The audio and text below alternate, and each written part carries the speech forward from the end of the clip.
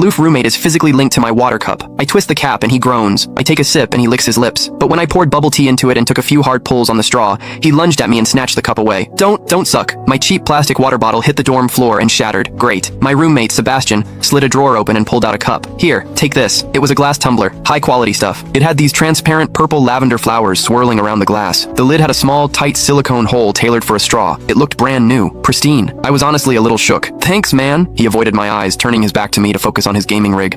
I carefully twisted the lid open. Immediately, a suppressed, low groan came from Sebastian's direction. I poured some warm water in and took a sip. Sebastian sucked in a sharp, jagged breath. His hand on the mechanical keyboard trembled, his fingers slipping off the keys. He licked his lips, looking like he was enduring some kind of torture or intense pleasure. His lips were thin, the Cupid's bow sharp like a knife. Looking at them made me want to bite them. Yeah, okay, I admit it. I'm into Sebastian. I swear to God, before I met him, I was the straightest guy in the state. After high school, my only plan was to get to college and bang a hot, bubbly cheerleader. But the moment I walked into this dorm and saw Sebastian, that plan went out the window. 4 years of college and he's the only one I want to mess around with, but I couldn't tell him. No way. I was terrified that if I spilled my guts, we wouldn't even be friends anymore, because Sebastian is straight, like painfully straight. Only 2 weeks ago, he turned down a senior, a varsity swimmer, total stud, who asked him out. After that, Sebastian came back to the room and sat at his desk with a face like thunder for hours. The guy must be a raging homophobe. Maybe it was because the cup was a gift from my crush, but that warm water tasted sweeter than usual. It had a weirdly good aftertaste. I grabbed a straw from my desk and shoved it deep into the hole on the lid. The second I did, a strangled moan ripped out of Sebastian's throat. He bolted up and sprinted into the bathroom. Weird. We were just gaming. Why the hell did he suddenly need a shower?